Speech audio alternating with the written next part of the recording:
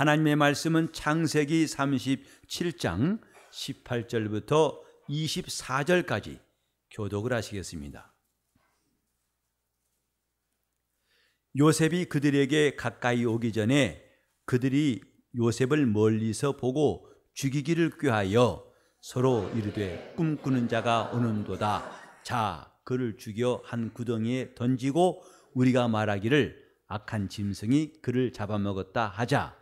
그 꿈이 어떻게 되는 것을 우리가 볼 것이니라 하는지라. 르우벤이 듣고 요셉을 그들의 손에서 구원하려 하여 가로되 우리가 그 생명은 상하지 말자. 르우벤이 또 그들에게 이르되 피를 흘리지 말라. 그를 광야 그 구덩이에 던지고 손을 그에게 대지 말라 하니 이는 그가 요셉을 그들의 손에서 구원하여 그 아비에게로 돌리려 함이었더라. 요셉이 형들에게 이르매 그 형들이 요셉의 옷 곧 그 입은 채색 옷을 벗기고 그를 잡아 구덩이에 던지니 그 구덩이는 빈 것이라. 그 속에 물이 없었더라. 창세기의 상당한 부분을 차지하고 있는 것이 요셉 이야기입니다. 이 37장부터 마지막 장까지 요셉의 이야기는 계속되고 있습니다. 다시 말해서 50장 가운데에서 무려 14장이 요셉이란 사람의 초점을 두고서 기록되었다는 것은 우리가 주목할 만한 메시지가 있다고 생각합니다. 요셉은 이스라엘, 곧 야곱의 11번째 아들입니다. 그리고 그 어머니는 라헬이라 하여서 사실은 야곱이 매우 사랑했던 그 형 레아보다도 라헬 때문에 7년을 하루처럼 봉사했던 그 사랑스러운 아내였습니다. 그 라헬의 단 둘밖에 없는 소생 중에 하나가 요셉이에요. 그리고 요셉도 베냐민과 똑같이 노년에 얻은 아이였기 때문에 더더욱이 야곱의 관심과 사랑은 아주 깊고 특별했습니다.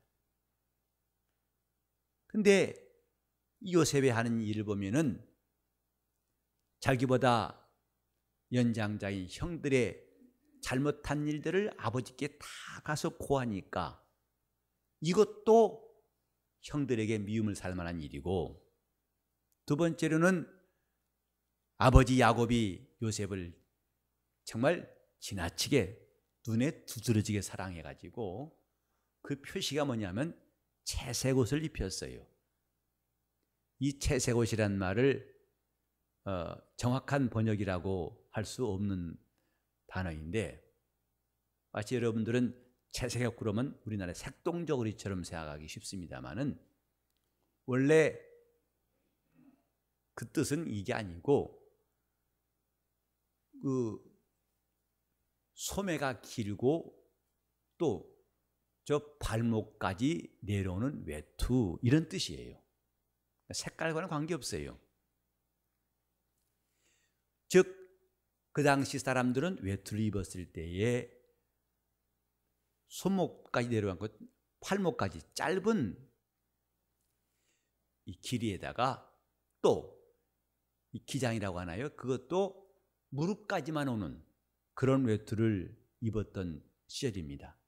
그런데 특별히 이 손까지 길게 내려오고 저 발목까지 덮는 외투는 특별한 사람만 입었어요. 감독자라든지 높은 사람들, 왕족들. 이렇게 긴 옷 입고는 일하기 쉽지 않겠죠. 곧 육체노동한 사람에게는 합당치 않은 옷이다. 다시 말해서 우월한 사람, 높은 사람들이 입는 옷이다. 이런 의미예요. 채색 옷이라는 것은. 근데 12아들 가운데에서 야곱은 오직 요셉에게만 채색 옷을 입혀가지고 그가 유난히도 아버지의 사랑받는 자인 것을 드러낸 것이지요.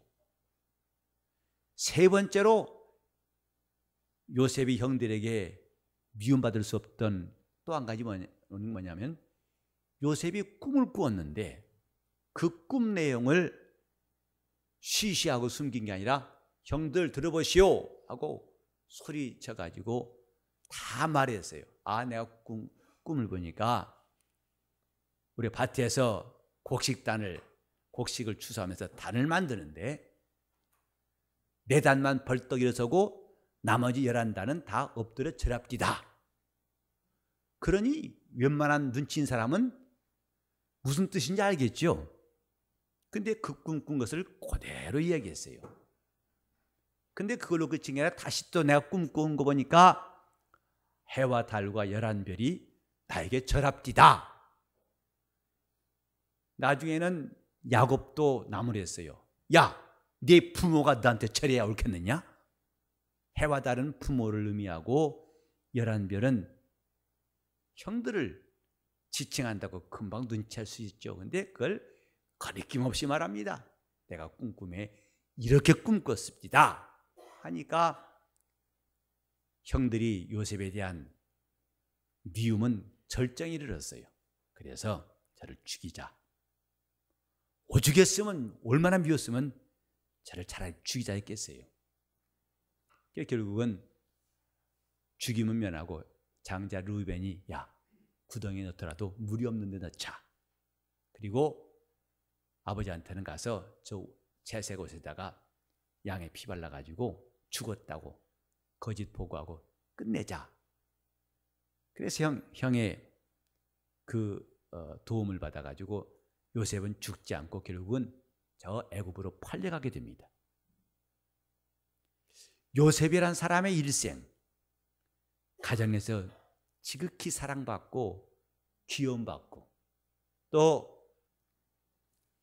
남부럽지 않게 살아왔던 삶이 이제는 급전직하해가지고 하루아침에 낯선 나라의 종으로 팔려가고 종살이 하다가 다시 거기서 그 집주인의 눈에 들어가지고 그 집에 총무가 돼가서 주인이 모든 권리를 맡겨가지고 그 집을 다스리게 하는 그 반전도 있었고, 근데 그것이 끝난 게 아니라 그 집에 그 집주인의 아내가 요셉을 유혹하다 실패한 나머지 누명을 씌워서 그것 때문에 또 왕의 신하들이 범죄한 그 감옥도 초라한 감옥이 아니고 아주 굵직한 감옥에 가서 갇히게 됩니다. 또 다시 급전직하 그 신세가 초라해진 거죠. 하지만은 거기서도 그 잡혀온 고위 관리들의 꿈 이야기를 해석해 준 것이 계기가 돼가지고 마침내 바로 왕이 꿈꿨던 그 일을 해결할 수 있는 길이 생겨서 바로 앞에 나가게 되고 바로의 눈에 들어가지고 결국은 애굽 전체를 다스리는 총리가 되었어요. 요셉이란 사람의 삶 정말 드라마 같습니다. 성경의 인물들 가운데 그렇지 않은 사람이 별로 없지만은 요셉의 삶은 참 드라마틱해요. 오늘 제가 이 본문을 가지고 이 예배 때 함께 나누고 싶은 말씀이 있어요. 꿈꾸는 자라고 여기에 나와 있죠. 이건 형들이 말한 겁니다. 좋은 의미가 아니고 비웃는 것에다가 미움이 살인까지 이어지는 그 마음에서 나온 말이에요. 꿈꾸는 자가 온다 그랬어요. 그런데 그 꿈꾸는 자가 오지만은 그 꿈꾸는 자를 그들은 이길 수가 없었어요. 죽이려고 해도 죽지도 아니하고 또 그 계획대로 야, 평소에 저렇게 꿈꿨다고 하는데 과연 그 꿈이 어떻게 되는 걸 보자. 과연 지가 우리의 왕 될 것인지 아니면 우리 손에 죽을 것인지 보자. 그들이 설마 요셉이 왕 되기 원했겠습니까? 그 요셉의 꿈이 보기 좋게 깨지기 바랐겠죠. 그 꿈이 어떻게 되는 것을 우리가 볼 것이다. 어떻게? 저를 잡아 죽여서 그래서 그 꿈이 결코 사실이 아닌 것을 증명코자 했지만은 정반대로 나중에 이 야곱과 11 형제 온 가족은 요셉 때문에 구원받습니다.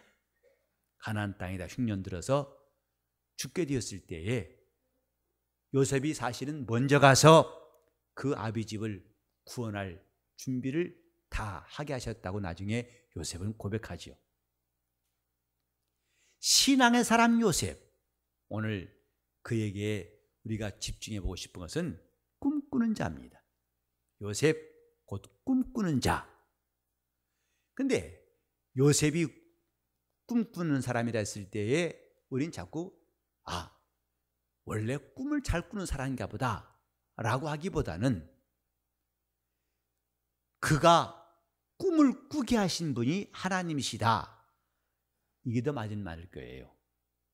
하나님은 요셉에게 꿈을 주셨다. 그러므로 그가 꿈꾸는 자가 되었다. 이 말이 성경 전후를 훑어보면 훨씬 설득력 있을 것입니다. 저는 잠 못 자고요, 잠도 꿈 안 꾸는데 저는 이 말씀 해당 사항 없겠네요. 괜찮아요. 여러분이 평소에 꿈 못 꿔서도 이 설교와 전혀 상관없진 않으니까. 저는 꿈만이 꾸라고 하는 말을 하자는 것이 아닙니다. 그래서 오늘부터 복권 타는 꿈 꿀까, 무슨 꿈 꿀까, 그런 꿈꾸는 일을 시작하자는 것이 아니고, 하나님이 요셉에게 꿈을 꾸게 하셨고 왜 그 꿈을 꾸게 하셨을까, 그것을 우리가 주목해 보자 하는 말입니다. 우리는 영적 생활하는 사람들입니다. 곧 하나님이 살아계셔서 우리를 인도하시고 우리 삶의 주관자이심을 시인한 사람들이에요. 그런데 그 하나님의 인도받는 것을 어떻게 할 수 있습니까? 나름대로 다 열심히 신앙생활 한다고 이 사람은 이 모양으로, 저 사람은 저 모양으로, 이런 열심 저런 열심을 가지고 교회 생활합니다마는 과연 지금 내가 하는 이 길이 하나님이 인도하신 길이라고 시간시간 확신하고 조금도 굴절이 없이 조금도 쉬지 아니하고 곁길로 빠지지 않고 간다고 스스로 담대히 말할 수 있는 사람이 몇이나 있을까요? 내가 열심히 달려갔건만 갑자기 그 길이 막혔을 때에 좌절하기도 하고 또 큰 시리에 빠지기도 하는 것은 우리 주위에서 많이 볼 수 있는 일 아닙니까? 하나님이 어떤 사람과 함께 하시는가? 한마디로 꿈 있는 사람과 함께 하신다, 이 말입니다. 하나님은 꿈 있는 사람들에게 역사하신다 하는 말이에요. 야곱의 아들이 12이었지만은 꿈꾸는 사람은 오직 요셉뿐이었어요. 장자 루벤도 아니고 셋째 유다도 아니고 그 유명한 예수님의 계보 가운데 유다가 나옵니다마는 유다도 아니고 요셉 한 사람뿐이었어요. 하나님은 그가 꿈꾸는 자, 하나님이 꿈을 주셔서 꿈꾸는 자가 되게 하시고, 그래서 그가 비록 형들에게 질투를 받고 질시받았지만은 곧 해와 달과 11별이 나에게 절합디다, 이것이 허황된 것이 아니고 마침내 하나님이 요셉을 통해서 그렇게 이루신 것을 볼 때에 이것은 개인의 꿈이 아닙니다. 자기 정욕 따라 꾼 꿈이 아니고, 워낙 나는 꿈 많은 사람이거든요, 잘 때마다 꿈 꿔요, 그런 일반적인 꿈에 대한 이야기가 아닌 겁니다. 신앙생활은 꿈이 있어야 돼요. 예수를 믿는 사람들은 꿈이 있는 사람들입니다. 그래서 그 꿈을 가지고 주님을 따라가는 사람들이 신앙생활을 잘할 수 있어요. 여러분들은 과연 꿈이 있습니까? 요즘 젊은이 다 그렇지 않습니다만은 적어도 우리가 살았을 때, 우리가 젊었을 때보다는 생각들이 좀 덜한 것 같아요. 즉, 조금 심한 말일지 모르지만 생각 없이 사는 사람이 많아요. 그래서 일합니다. 당신 왜 일합니까? 살아야죠. 살아서 뭐 하려고 하는데?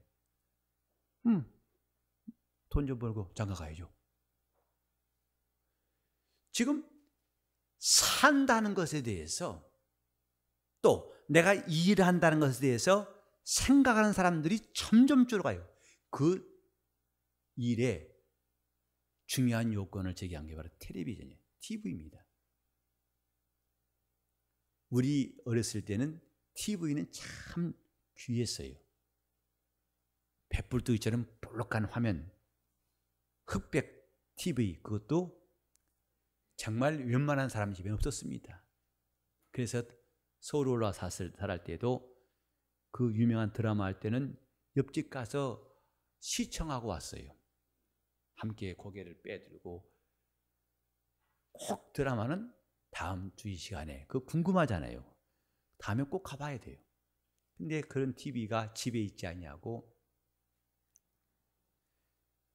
잘 사는 집에 가서 함께 좀 보는 것이 다반사였고, 대부분 라디오였어요. 라디오 시대에는 사람들이 그걸 들으면서 상상을 합니다. 그래서 우리 어렸을 때도 그 여로라는 유명한 드라마가 있었어요. 그 소리만 듣지만은 광경이 다 그려져요. 그래서 사람들이 그거 듣고 흥분합니다. 저 못된 남편 저렇게 자기 아내를 구박하다니 막 거진 가서 때려 어떻게 할 판이에요. 들었을 뿐이지만은 상상이 돼요. 근데 TV는 상상할 것이 없어요. 다 보이니까. 지금은 또 색칠해가지고 칼라로 보입니다. 칼라뿐입니까? HD 화면입니다. 땅구멍까지 다 보이거든요. 그것이 끝인지 아십니까? 이제는 UHD입니다. 울트라 하이 덴시티. 거진 실물같이 보입니다. 그러니 더 이상 생각할 필요가 없어요. 그래서 가끔 사회에 안타까운 일들이 보면 생각이 짧았구나 하는 일들을 느끼게 돼요. 여러분, 생각 없이 사는 거 별로 바람직하지 않죠? 근데 신앙인들, 꿈이 없는 신앙인들은 마치 생각 없이 사는 사람과 똑같아요. 예수를 믿지만은, 교회에서 신앙생활하지만, 예배를 드리지만은, 기도하지만은, 봉사하지만은 과연 꿈이 있는가? 꿈이 있어서 주님 앞에서 봉사한 사람은 어떤 역경이 와도 흔들리지 않습니다. 요셉이 바로 그런 거거든요. 아까 잠깐 말했습니다만 그의 삶은 평탄치 않고 갑자기 꼬꾸라지고 또 다시 복구한 다음에 다시 또 뒤집어지고 정말 어지러울 만큼 그의 삶은 극적인 것이었어요. 그런데 39장 2, 3절에 보고 또 그 장 끝에 보면요, 보디발이 요셉을 주목한 것도 하나님이 그와 함께 하심을 보았고, 또 그러므로 그 사람이 하나님이 형통케 하심을 보았더라. 그래서 그를 총무로 쓴 거예요. 그리고 39장 끝부분 가보면은 하나님이 그와 요셉과 함께 하셨고, 그러므로 그가 범사에 형통하였더라. 비록 애굽에 팔려갔을지라도 또 갑자기 옥에 갇혀서 억울하게 누명을 쓰고 인생이 갑자기 뒤집어졌을지라도 성경은 그가 범사에 형통하였더라. 왜냐하면 하나님이 그와 함께 하셨습니다. 그랬어요. 그러면 이렇게 하나님이 그가 함께 하셨고 또 그를 형통케 하신 것이 일방적인 것이냐? 아닙니다. 요셉 자체가 꿈 있는 사람이에요. 하나님이 자기에게 꿈꾸게 하신 것을 그는 놓치지 않았어요. 그래 비록 형들에게 질시를 받고 시기 때문에 죽을 고비를 넘기고 자기 인생은 파란만장했지만은 그러나 그 꿈, 내가 꿈꾸는데 보니까 해와 달과 열한 별이 나에게 절합디다. 이것은 객기 어린, 치기 어린 자랑이나 자기 주장이 아니고 그건 하나님이 자기에게 주신 꿈이라는 것을 알았고 그걸 나중에 가서 고백하게 되지요. 이제 그 형제들이 다 애굽으로 와가지고 요셉과 만나는 장면이 나오는데 그때 형들은 다 떨었어요. 나 지금 떨고 있니? 떨었어요. 왜? 자기들이 한 일 있지 않습니까? 그 아우를 죽이려고 모의했고 했던 일 있지 않습니까? 그러니 이제부터는 저렇게 아우가 큰 사람이 되었는데 후아인 두려운 것입니다. 이제 우리를 다 잡아 죽이면 우리는 꼼짝없이 죽는다. 그때 지금까지 자기 신분을 숨기고 있다가 정말 고백한 다음에 형님들이여 걱정하지 마시오. 당신들이 나를 팔아서 내 삶이 다 망쳐진 것이 아니고 하나님이 나를 먼저 이곳에 보내신 것입니다. 우리 아버지와 온 가정을 이 심한 극심한 지근 속에서 구원하시려고 당신들보다 먼저 나를 이곳에 보낸 줄 아시오. 당신을 내가 결코 해하지 않을 것입니다 하고 말합니다. 이것이 다 요셉이 소년 시절에 꾸었던 꿈이 드디어 이렇게 이루어진 것을 그가 고백한 장면이에요. 오늘 우리가 꿈꾸자는 것은 자기 욕심을 갖지 않는 게 아닙니다. 내가 부자가 되고 내가 멋있는 그런 꿈 말고요. 따라합시다. 하나님이 주신 꿈.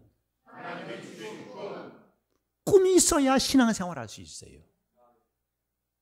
여호수아와 갈렙은 애굽을 출발할 때 하나님이 주신 꿈이 있었어요. 뭡니까? 가나안 땅 가는 거예요. 젖과 꿀이는 그 땅에 가는 것. 그래서 60만 3,550명 가운데 딱 두 사람, 그들은 끝까지 그 꿈을 놓치지 않았어요. 그래서 다른 사람들은 다 뒤돌아보고 애굽을 그리워하고 돌아가자 할 때 그들은 마음이 저들과 달라서 하나님께 온전히 순종했다고 민수기 24장 24절에 말씀하고 있어요. 꿈이 있기 때문에 그 많은 다수가 다 모세를 원망하고 하나님께 죄를 짓고 시험할지라도 그들은 마음이 흔들리지 않았습니다. 꿈이 있기 때문입니다. 예수님이 가지신 꿈 아십니까? 예수께서 말씀하셨어요. 내가 이 반석 위에 내 교회를 세우리라. 주님의 꿈은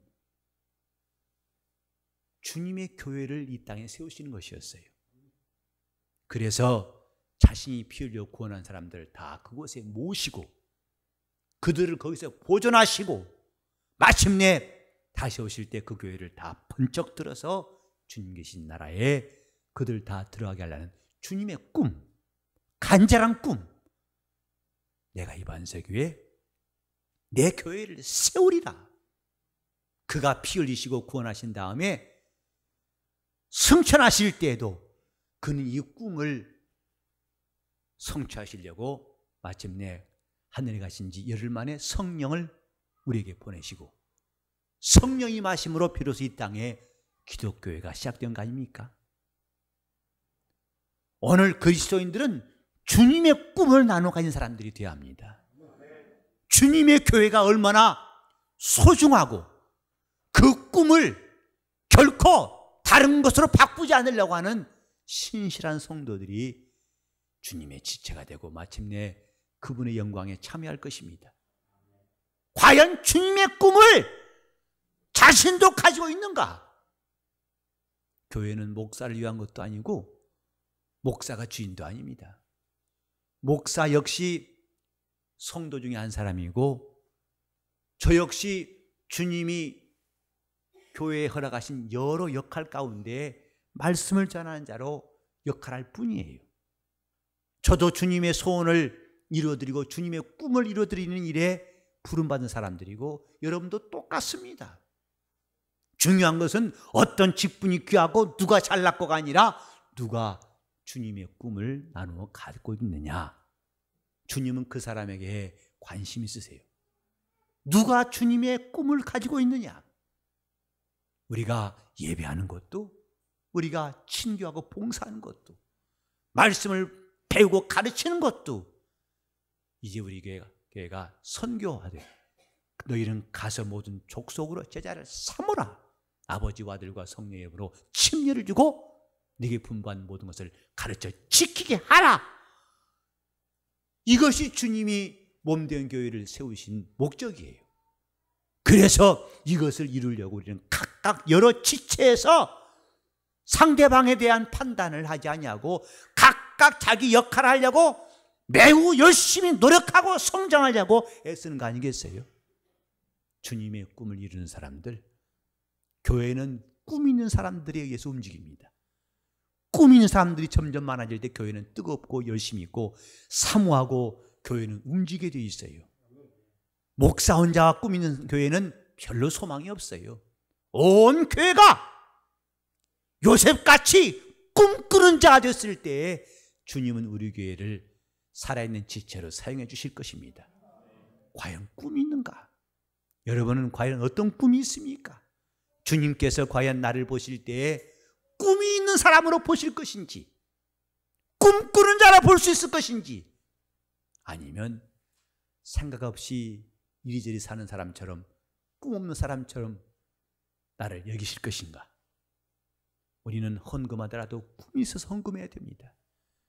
기도 시간에 나오더라도 내가 안 나가면 그나마 없는 사람 더 쓸쓸해 보이니까, 아니요, 꿈이 있어서 나옵시다.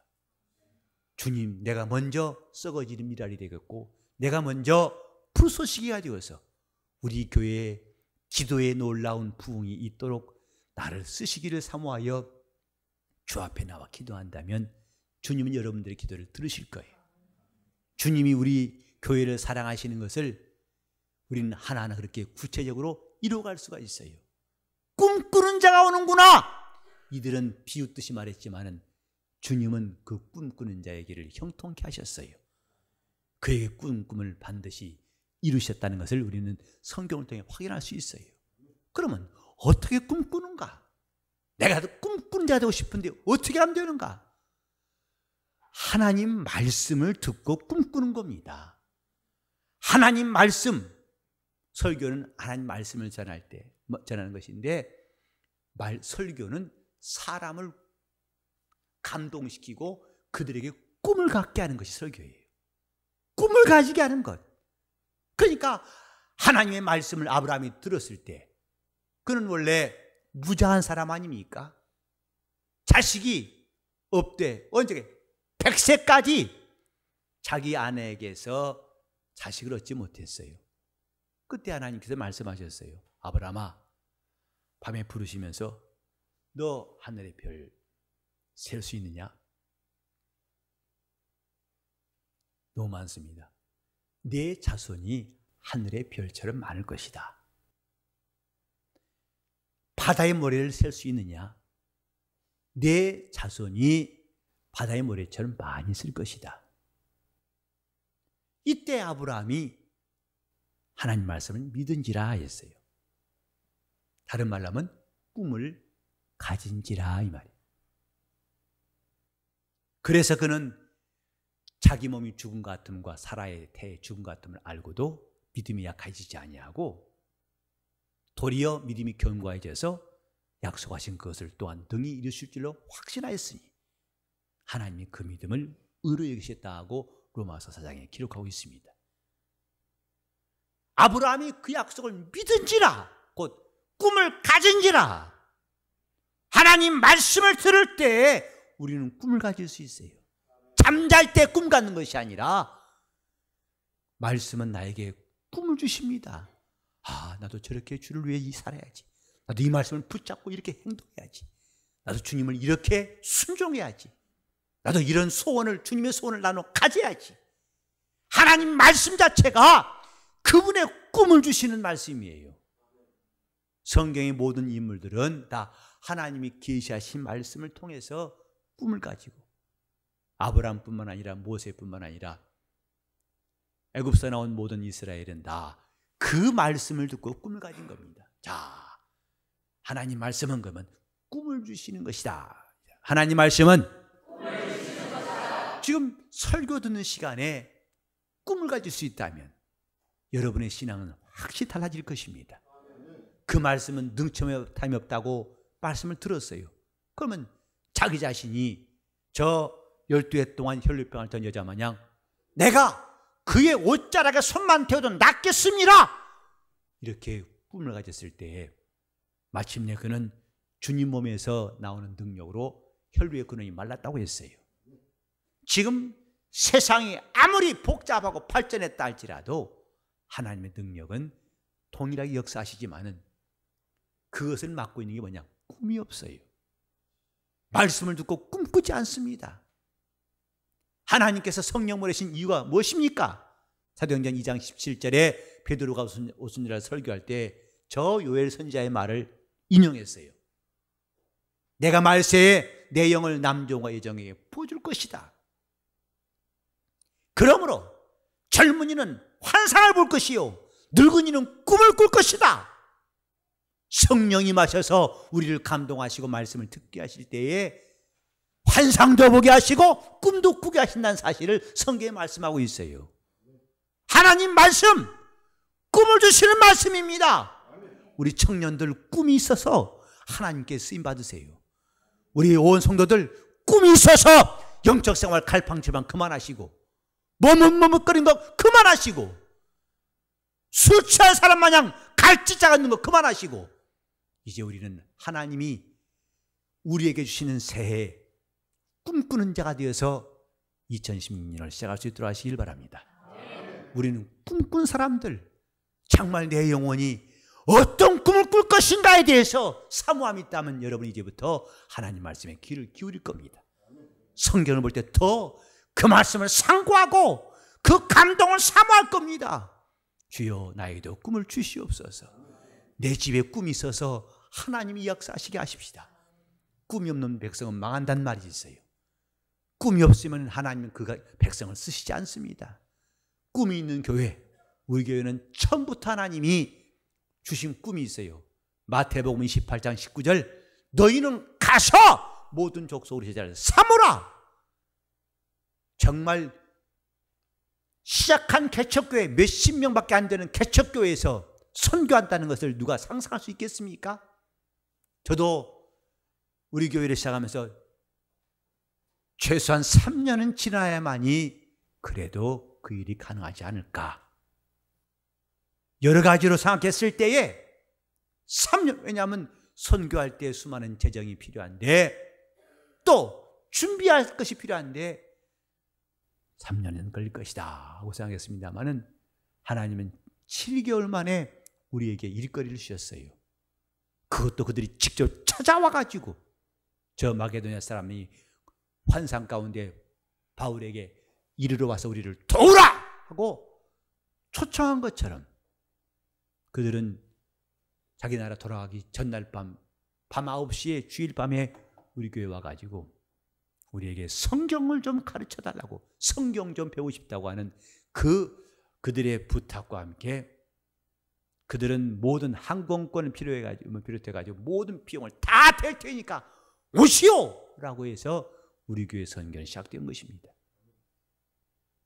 우리는 꿈이 없음을 회개하시고 새해 신령한 꿈으로 시작할 수 있기를 예수 이름으로 축원합니다. 하나님은 꿈 있는 자를 지금 찾고 계세요. 누가 정말 주님과 함께 꿈꾸고 그 꿈을 이루기 위해서 몸부림치고 다른 박자라는 사람인가를 찾으실 때 여러분의 이름이 그분에게 기억이 되고 여러분의 얼굴이 그분 앞에 떠오를 수 있기를 예수 이름으로 축원합니다. 함께 기도하실 때 주님, 나와 내 가정이 새해에는 꿈꾸는 자가 되어서 하나님 주시는 꿈을 가지고 시작하고 이 꿈을 이룰 때까지 다른 박자할 수 있도록 통성으로 기도하시겠습니다. 하나님 아버지, 우리 하나님께서 도와주시옵소서. 하나님 아버지, 우리 영혼이 신령한 성도가 되게 하여 주옵소서. 아무 생각 없이 인생을 사는 사람처럼 꿈이 없는 신앙생활 했던 것을 다 우리가 2015년과 함께 마감하게 도와주시옵시고 밤새 천사와 씨름하여 승리한 야곱에게 분열의 아침해가 환하게 떠오른 것처럼 우리 성도들의 심령에 신령한 꿈을 가진 심령마다 분열의 아침해가 힘있게 떠오르도록 역사하여 주시옵소서. 주님, 내가 주를 위해서 무엇을 할 것인가 사모하며 말씀을 들을 때마다 신령한 꿈을 얻도록 역사하여 주시옵시고, 성령 충만하여 젊은이는 환상을 보고 늙은이는 꿈을 꾸게 도와 주시옵시며, 우리 교회가 주님 나라를 이루기에 새해는 더 힘있게 역사하고 갑절에 승리하도록 인도하여 주시옵소서. 예수 이름 받들어 기도 올리옵나이다.